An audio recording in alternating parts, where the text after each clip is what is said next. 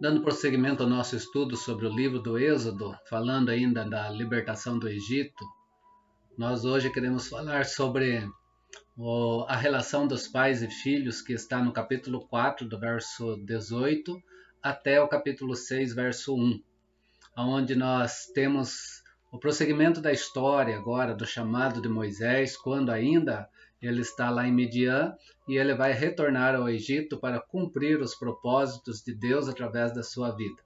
Moisés então faz o quê? Ele se despede do seu sogro Reuel, mas ele não dá o verdadeiro motivo do seu regresso até o Egito. Ele deixa isso oculto. Êxodo capítulo 4, verso 18, ele diz assim: Saindo Moisés voltou a Jetro, seu sogro, ele disse: Deixa-me ir voltar aos meus irmãos que estão no Egito para ver se ainda vivem. Disse-lhe Jetro: vai em paz. Então ele deixa em oculto isso. O verso 19, disse também o Senhor a Moisés em Midian: vai, torna para o Egito, porque são mortos todos os que procuram tirar a sua vida. Agora ele está numa posição mais confortável para ele retornar então para a terra do Egito. E ele faz o que? Ele leva então consigo a sua família, sua esposa Zípora, seus 2 filhos. Mas agora ele não vai retornar como o filho da princesa, como ele saiu quando em fuga ele foi para as terras de Midian. Ele agora vai retornar de outra forma, não mais filho da filha de Faraó. E nem tampouco ele vai retornar como fugitivo da lei. Ele vai retornar como um líder do seu povo, para levar consigo tudo aquilo que Deus tem planejado para a vida de seu povo.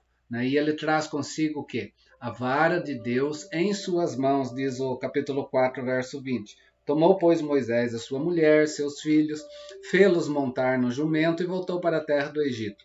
Moisés levava na mão o bordão de Deus, ou a vara de Deus. Dessa forma, então, ele está antecipando, segundo o texto das Escrituras Sagradas, o seu papel que ele vai fazer lá no Egito, quando? Das pragas que virá sobre o Egito. A partir do capítulo 7, verso 15, que nós temos como exemplo, vai ter com Faraó, o Senhor dizendo a Moisés, pela manhã ele sairá às águas, estarás à espera dele na beira do rio, tomarás na mão o bordão que se tornou em serpente, ou seja, essa mesma vara, esse mesmo cajado de Deus que ele sai de Midian, segundo o verso de número 20, e ele começa então a trazer o julgamento, o juízo de Deus sobre a terra do Egito através das 10 pragas. Nós vemos isso também no capítulo 5, verso 8, essa mesma expressão da vara de Deus, do bordão de Deus que está nas suas mãos. Moisés, que havia resistido a Deus, agora ele vai ao quê? Ele vai ao encontro de Faraó. Ele vai ao encontro de Faraó, que vai resistir a ele, e ele vai assim então fazer com que as pragas venham sobre a terra do Egito.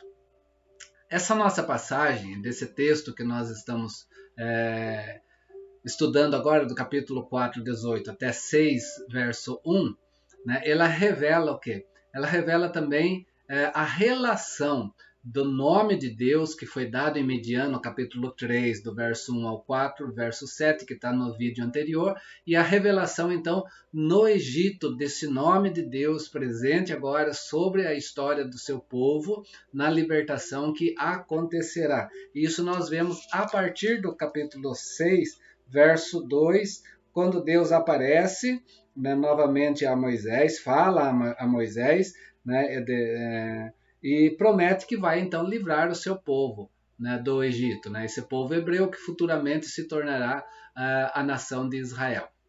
A passagem que nós temos aqui em Êxodo capítulo 4, verso 18 até o verso 26, nós temos aqui pelo menos 3 cenas, e as 3 cenas que nós temos aqui trazem como alusão que a família e a morte, ocupando cada cena 3 versículos. Eu vou ler esse texto para nós entendermos, do 18 ao 26 de Êxodo capítulo 4. que diz assim então: Saindo Moisés, voltou a Jetro, seu sogro, e lhe disse: Deixa ir os meus irmãos que estão no Egito para ver se ainda vivem.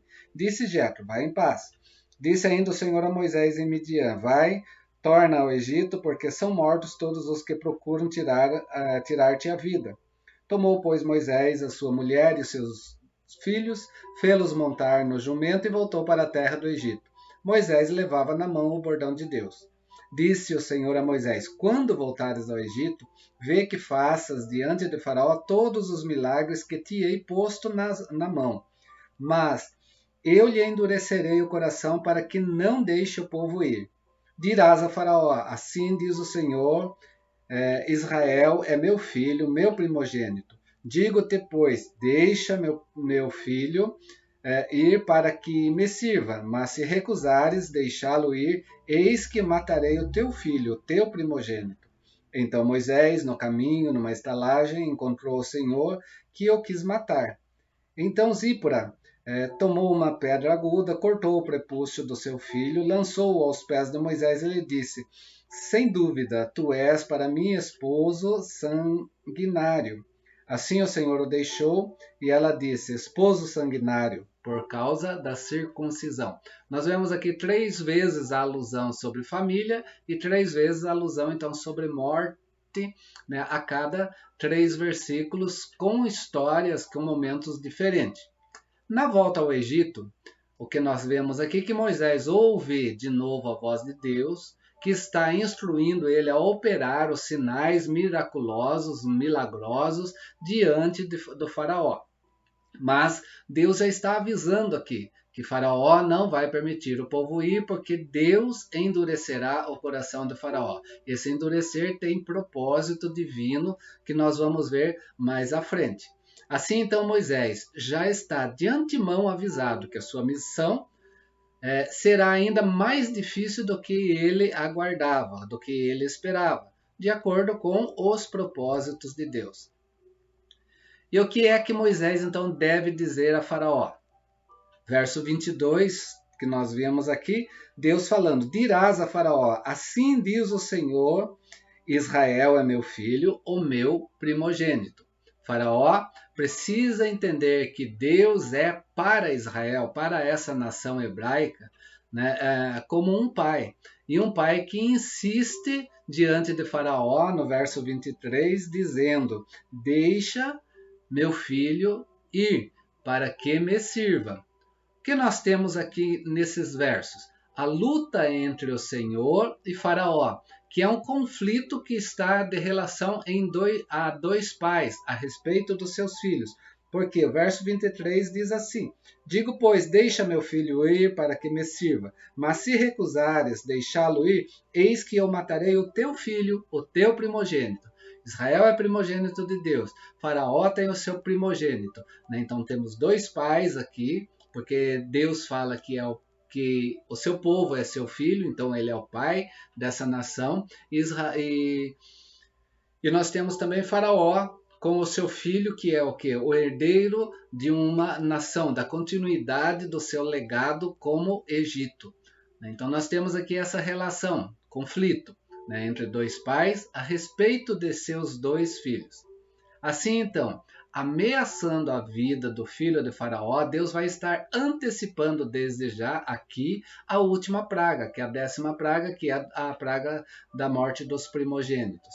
Ele matará, nessa última praga, o filho de Faraó, pois Faraó não vai atentar à sua voz. Capítulo 12, verso 23 e verso 29. Porque o Senhor passará para ferir os egípcios, quando vir, porém, o sangue na verga da porta, e em ambas as ombreiras, passará o Senhor aquela porta, e não permitirá ao destruidor que entrem em vossas casas para vos ferir. Nessa última praga tinha uma forma de escapar dela, o sangue na verga. E o faraó não vai querer fazer isso diante do seu lar. verso de número 29, nós temos: aconteceu que, à meia-noite, feriu o Senhor todos os primogênitos da terra do Egito, desde o primogênito de Faraó, que se assentava no seu trono, até o primogênito do cativo que estava na enxovia, e todos os primogênitos dos animais, a todos aqueles que não deram razão, não olharam, não atentaram para que Deus tinha colocado como algo que poderia tirar, né, essa praga da sua vida e do seu lar. Né? Então, por intermédio de Moisés, o que nós temos aqui? Um pai está falando a outro pai, né, a respeito dos seus filhos. Né? Dois pais, então, se opondo um ao outro. Logo, o assunto que nós temos aqui em Êxodo, a partir de agora, é filhos de pais que estão envolvidos num conflito, né, que já começou naquilo que nós vimos nos vídeos iniciais, né, no capítulo 1, verso 15 a 22. Mas a grande questão aqui para nós é esta: será que Israel está em condição de também ser o filho de Deus? Aqui então entra uma cena que traz uma resposta a essa pergunta, do verso 24 do capítulo 4 até o verso 26.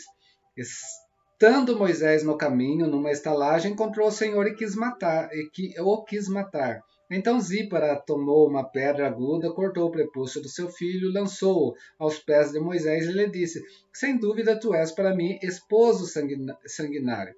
Assim o Senhor o deixou, e ela disse: esposo sanguinário, por causa da circuncisão. O que nós temos nessa história? Na volta de Midian para o Egito, o que vemos aqui é que Deus procurou matar Moisés. Motivo: Moisés teve 2 filhos em Midian. Houve ali, naquele momento, uma espécie de acordo entre Moisés e sua esposa Zípora, que pertencia, né, a um costume midianita que vem do seu pai sacerdote também, de Midian, Reuel, que era o sacerdote, por isso ele tinha como título Jetro. Eles tinham costume, nos costumes deles eles não faziam circuncisão. Moisés vem daquela promessa que Deus fez a Abraão, e nessa promessa, né, a circuncisão era um detalhe que não poderia faltar, porque mostrava a aliança que aquela família, que aquele pai tinha com Deus. O que acontece é que houve aqui, nesse casamento, Moisés fez aqui um acordo com Zípora. Ele teve 2 filhos, um filho ele circuncidou, segundo o costume de Israel, segundo o costume hebreu. O outro filho não foi circuncidado, segundo o costume midianita. Concessão dentro do lar. E Deus aceita esse tipo de questão? Não. Né? Deus não aceita esse tipo de questão porque tem a ver com a sua aliança. Né? E é isso que está em jogo aqui, porque Deus não vai aceitar também, né, o seu povo ficar, né, meio termo, um pouco com Deus, um pouco com o Egito. Deus não vai aceitar isso na vida do seu povo. Né? Ou seu povo está nele, ou o seu povo não está nele. Moisés, então, circuncidou um filho segundo o seu costume, que mostrava a aliança de Deus com o seu povo, mas não circuncidou o outro, fazendo então essa concessão para com Zípora, para agradá-la nos costumes dela. Então, o que nós temos aqui? Deus busca querer matar Moisés por causa dessa concessão. E Zípora, para salvar Moisés, ela circunda o seu filho. É tão interessante que o texto diz aqui, verso 25: então Zípora tomou uma pedra aguda, cortou o prepúcio de seu filho, aquele filho que ela tinha nos seus costumes, porque o outro estava nos costumes de Moisés. Então havia aqui já uma divisão familiar, né, com relação a esses costumes. Né? E ela faz isso, circunda seu filho e chama isso de uma operação sangrenta, porque não era o desejo dela fazer isso na vida desse seu filho que estava nessa concessão. Mas como Moisés é atacado aqui pelo Senhor, assim então, né, assim Zípora então circuncida esse filho para salvar a vida de Moisés. Por quê? Porque assim, também, olhando para a vida do povo de Deus, em breve Deus vai fazer ferir todos os que não estão protegidos pela aliança na 10ª praga. Né? A aliança que pede o quê? Sacrifício de sangue, 10ª praga, Êxodo capítulo 12, verso 3. Né? A família tem que estar onde? Dentro da aliança de Deus de forma total, sem concessão. Verso 23 do capítulo 12. Porque o Senhor passará para ferir os egípcios, quando vir, porém, sangue na verga da porta, em ambas as ombreiras, passará o Senhor aquela porta, e não permitirá ao destruidor que entre em vossas casas para vos ferir. Por isso, então, que quando Zípora faz esse ritual, ela diz que esse ritual é sangrento. Foi a reação de Zípora ao chamar o seu marido do quê? De sanguinário também, né? Verso 26, né? Enfatizando também isso que ocorrerá lá no capítulo 12, na última praga. Sem se submeter a um rito sangrento da circuncisão, Israel não pode ser filho de Deus. E é isso que está em jogo também aqui nesse momento do chamado de Deus na vida de Moisés. Capítulo 12, verso 48. Porém, se algum estrangeiro se hospedar contigo e quiser celebrar a Páscoa do Senhor, que teve aquele momento da Páscoa para o sangue ser colocado na verga da porta para que o destruidor não entrasse e não levasse o primogênito. Olha o que diz aqui depois disso, depois da saída de Israel do Egito. Porém, se algum estrangeiro se hospedar contigo e quiser celebrar a Páscoa do Senhor, seja-lhe circuncidado todo o macho. E então se chegará e a observará, e será como o natural da terra, mas nenhum incircunciso comerá dela. Dela o quê? Da refeição pascal, que está naquele momento da festa dos pães asmos, que traz a libertação do povo de Deus. Né? É isso que nós temos aqui. Por isso, esse momento aqui na vida de Moisés perante o seu lar. Né? Algo que nós precisamos analisar nossa vida de lar, na nossa aliança com Deus. Como que nós estamos no todo dessa aliança com Deus, sem fazer concessão. Né? Por quê? Porque nós precisamos viver tudo aquilo que Deus planejou e quis para o nosso lar, para a nossa família. Israel é filho, Israel é primogênito. Então nós temos aqui essa relação do pai com o seu filho, e que o filho precisa estar vivendo, né, de acordo com o desejo do seu pai. Assim, então, nós temos aqui o conflito entre Deus e Faraó. E esse conflito, então, está sendo encarado numa controvérsia entre dois pais a respeito dos seus filhos. E essa luta, segundo o texto aqui, é uma luta que vai ser mortal. Moisés relata tudo isso a Abraão no verso 29 do capítulo 4. Então se foram Moisés e Arão, ajuntaram todos os anciões dos filhos de Israel. Ele relata isso a Arão, e este fala então aos líderes dos hebreus, que vai ser Arão, nesse momento, porta-voz de Moisés aqui, né, de acordo com aquilo que Deus então também deixou para a vida de Abraão lá no Monte Horebe. E também, a partir disso daqui, no verso 30, assim diz: Arão falou todas as palavras que o Senhor tinha dito a Moisés, e fez os sinais na vista do povo. Né? E este fez os sinais na vista do povo, né, para que o povo pudesse ver e compreender de fato, né, que o Senhor estava dando para eles autoridade para esse momento na vida do seu povo. Nós vimos um pouco disso no vídeo anterior. Ouvindo então das preocupações do Senhor com seu povo, o povo faz o quê? Verso 31, e o povo creu, e tendo ouvido que o Senhor havia visitado os filhos de Israel, eles viram a aflição, inclinaram-se e adoraram. O povo então, diante de tudo isso, crê, diante de tudo isso, adora ao Senhor neste momento. A missão de Moisés, então, nesta altura, até parece que vai dar tudo certo. Mas qual é a resposta de Faraó? Esta é a resposta do povo, não de Faraó. Moisés, então, capítulo 5, e Arão se aproximam de Faraó agora. Depois foram Moisés e Arão e disseram a Faraó. Primeiro eles falaram ao povo, o povo creu e o povo adorou a Deus. Agora eles vão falar a Faraó. Assim diz o Senhor Deus de Israel: deixa ir o meu povo para que me celebre uma festa no deserto. Então Moisés e Arão chegam a Faraó, né, e falam o quê? O Senhor disse: deixa ir o meu povo. O povo de quem? Povo do Senhor, povo de Deus. Mas Faraó responde o quê? Ele responde: quem é esse? Né? É a resposta de Faraó, verso 2 do capítulo 5. Quem é o Senhor, para que eu lhe ouça eu a voz e deixe ir Israel? Não conheço o Senhor, nem tampouco deixarei ir Israel. Né? Faraó responde que não conhece a Deus e não vai deixar o povo sair. Né? Moisés e Arão tentam de outra maneira convencer Faraó, no verso de número 3, para deixar o povo ir prestar culto a Deus por 3 dias no deserto.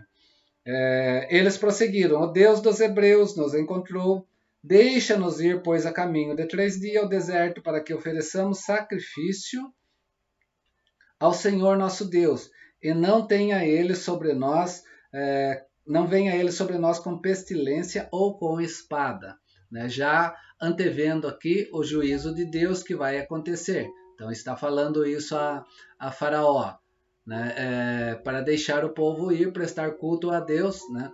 Caminhada de 3 dias no deserto. Mas Faraó continua firme no seu propósito em não deixar Israel ir e endurece a vida do povo de Deus através disso, determinando que os hebreus agora venham continuar fazendo aquilo que eles faziam no Egito, os tijolos para o Egito, mas as palhas que eram dadas a eles agora não seriam mais dadas e eles teriam que buscá-la, para que ocupasse mais tempo, né, para os seus afazeres e não ter tempo para estar na presença de Deus. Assim, então, a situação do povo de Israel vai piorar, não vai melhorar, vai piorar. Está lá no capítulo 5, verso 12, que você poderá ver. Né? Os superintendentes de Faraó, então, passam a pressionar os capatazes dos hebreus para que completem a sua cota de tijolo. Quando esses não conseguem, o verso 14 a 21 do capítulo 5 diz que os egípcios, né, os superintendentes de Faraó, começam a açoitar, então, os capatazes hebreus. Dessa maneira, então, Faraó faz o quê? Ele tenta dividir os israelitas em facções. Por quê? A situação dos hebreus piora, né? Refletindo, então, numa linguagem o quê? Da salvação e numa linguagem de escravidão. A escravidão se torna maior e eles estavam buscando, então, a libertação. Nessas circunstâncias, não é difícil de nós entendermos por que os hebreus vão até Moisés e Arão e se queixam de Moisés e Arão. E isso eles vão fazer não somente aqui no capítulo 5, podemos ver no verso 20 e 21, mas em todo o trajeto desse povo na sua peregrinação de 40 anos no deserto. Colocando sempre o quê? A culpa de todas as coisas em Moisés e em Arão, não necessariamente em Deus e não necessariamente nas ações deles, do povo de Deus. E nesse ponto o que acontece? Moisés vai se queixar para quem? O povo vem e se queixa para ele. Né? O povo vem e critica ele. Né? O povo vem e culpa ele. E ele vai falar com quem? Ele vai se dirigir ao Senhor, porque quem o enviou, quem o comissionou foi o Senhor. Está lá no capítulo 5, verso 22 e verso 23. Então Moisés, tornando-se ao Senhor, disse: ó Senhor, por que afligiste este povo? Por que me enviaste? Pois desde que me apresentei a Faraó para falar-lhe em teu nome, ele tem maltratado esse povo. E tu, de nenhuma sorte, livra esse povo. Agora Moisés o quê? Não espera pelo Senhor. Ele vai até o Senhor, ele procura o Senhor e ele coloca isso na presença de Deus. Quando Moisés vai ao Senhor para falar do seu povo, Moisés agora não é aquele porta-voz de Deus ao povo, mas é o porta-voz do povo a Deus. Ele não é só porta-voz de Deus, agora também ele se torna um advogado diante de Deus na vida desse povo. Aparentemente, parece que o Senhor não está com Moisés, olhando para isso, mas ele está. E vai fazer o quê? Vai fazer com que Faraó saiba o que é a força. É isso que está em jogo. Capítulo 6, verso 1, prosseguindo, quando Moisés vai até Deus como advogado do povo agora, a resposta de Deus a Moisés é esta: agora verás o que hei de fazer a Faraó, pois por mão poderosa os deixarei ir, e por mão poderosa os lançarei fora da sua terra. É isso que nós queremos ver, o propósito de tudo isso na vida do povo. Deus promete a libertação, leva Moisés até ali, Faraó, Deus endurece o seu coração, que tem um propósito. Faraó vai fazer o quê? Subjugar esse povo agora cansado, chega a Moisés, culpa a Moisés, e Moisés tinha ido como porta-voz de Deus na vida desse povo. Agora Moisés faz o quê? Ele inverte, ele se torna um advogado desse povo, e vai até Deus levar a queixa desse povo para que Deus possa agir. E ele tem essa indagação diante de Deus. O que está por trás de tudo isso? No vídeo 7º que nós teremos no próximo, nós vamos ver o que está por trás de tudo isso. No capítulo 6, verso 2, até o capítulo 7, verso de número 7. Espero que você esteja no próximo vídeo para você ver essa sequência desses acontecimentos, o motivo de Deus então estar endurecendo também a Faraó. Tem um motivo, assim como teve um motivo lá na questão da circuncisão entre Zípora e Moisés. Tudo nas Escrituras Sagradas tem uma resposta para as nossas vidas e precisamos olhar para os detalhes para nós podermos entender. Que Deus possa estar te abençoando nesse estudo, prossiga ele, que é bom para a sua vida, é bom para as nossas vidas. Divulgue esses vídeos para que outros possam ver, divulgue a nossa página, porque nós fazemos isso também de coração para auxiliar, para ajudar aqueles que necessitam. Próximo vídeo, então, nós vamos ver a resposta do porquê Deus está agindo dessa forma. Encerro com Êxodo 5, verso 22. Então Moisés, tornando-se ao Senhor, disse: Ó Senhor, por que afligiste esse povo? Por que me enviaste? Veremos isso no próximo vídeo. Forte abraço, até o próximo.